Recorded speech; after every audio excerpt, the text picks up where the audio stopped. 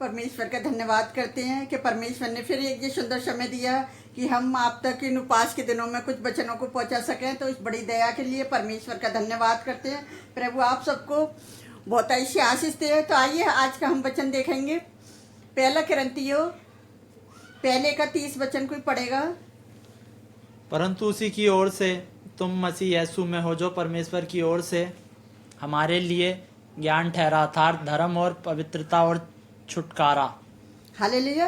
ये परमेश्वर का वचन बता रही है कि हम इस बात को कभी ना भूलें कि परमेश्वर ने हमें पहले चुना है। हमने परमेश्वर को नहीं चुना। देखिए जरा यूहन्ना, अगर हम टिप्पणियों में देखेंगे यूहन्ना 15:16 में क्या लिखा है। तुमने मुझे नहीं चुना, परंतु मैंने तुम्हें चुना है और तुम्हें नियुक्त किया है कि तुम जाकर फल लाओ और तुम्हारा फल बना रहे, कि तुम मेरे नाम से जो कुछ पिता से मांगो वह तुम्हें दे हो जाएगा। हालेलुया। तो अपने पिता से जो कुछ हम मांगेंगे तो वो हो जाएगा। मनुष्य से कुछ नहीं हो सकता, परमेश्वर से सब कुछ हो सकता है। जिस तरह से इफिसियों पहले के 4 और 5 में लिखा हुआ है कि हम उसी के कारण मसीह में हैं।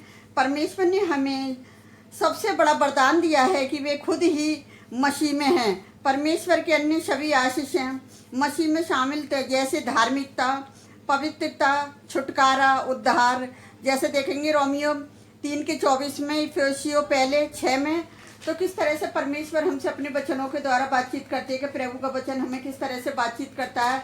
तो परमेश्वर महान है, वो आदर के जो परमेश्वर है कि अपने बेटे बेटियों से वचनों के द्वारा बातचीत करते हैं कि हमने किस तरह से वचन में देखा कि परमेश्वर का वचन बताता है कि तुम अपने पिता से मांगो। किस तरह से पिता हमें देना जानता है और किस तरह से पिता हमारी पूर्ति करता है देने के लिए। तो वो परमेश्वर का धन्यवाद करते हैं। जैसे कुलोसियों 14 में लिखा है कि यदि हमने मसीह को ग्रहण किया है तो हमने प्रत्येक दूसरी आशीष को भी प्राप्त किया है।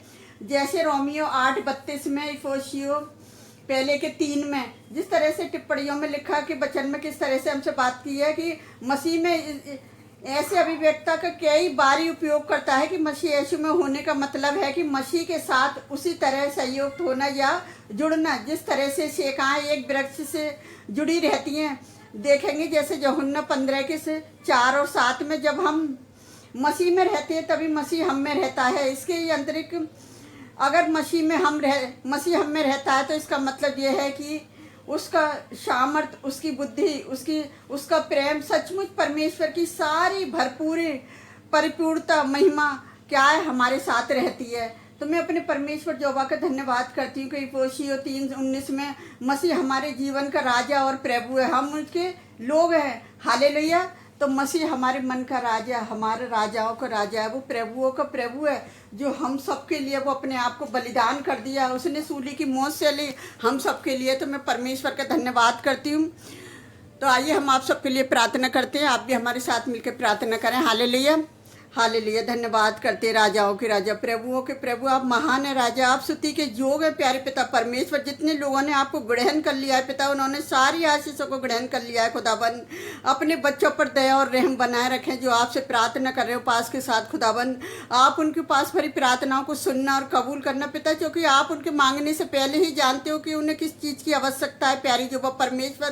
क्योंकि आपका वचन बताता है कि मेरे पिता से जो कुछ मेरे नाम से मांगो तो तुम्हारे लिए हो जाएगा। तो पिता मैं सचमुच उन सारी आशीषों के लिए, सबके लिए प्रार्थना करती हूँ खुदावन। जितने लोग आपसे प्रार्थना कर रहे हैं खुदावन, जितने मसीह लोग विश्वासी हैं प्यारे पिता परमेश्वर, आपके दास दासी हैं जो उपास के दिनों में प्रार्थना कर रहे हैं, उन सबके लिए भी मैं यही प्रार्थना करती हूँ खुदावन कि आपने उन्हें सारी आशीषें दे रखी हैं प्यारे पिता परमेश्वर। मैं आपसे विनती करती हूँ जितने लोग हमें लाइक, कमेंट, सब्सक्राइबर करते हैं प्यारे जो परमेश्वर, वो भी अपनी समस्याओं को कमेंट्स में लिखें ताकि हम उनके लिए भी प्रार्थना कर सकें प्यारी जो परमेश्वर। क्योंकि आप तो हमारे मांगने से पहले ही जानते खुदावन, और हम आपसे क्या मांगे प्यारी जो परमेश्वर। आपने हमारी छोटी सी दुआ को कबूल किया, उसके लिए धन्यवाद करते हैं हम।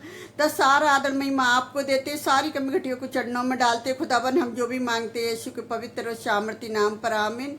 प्रभु आप सबको बहुत आशीष दे।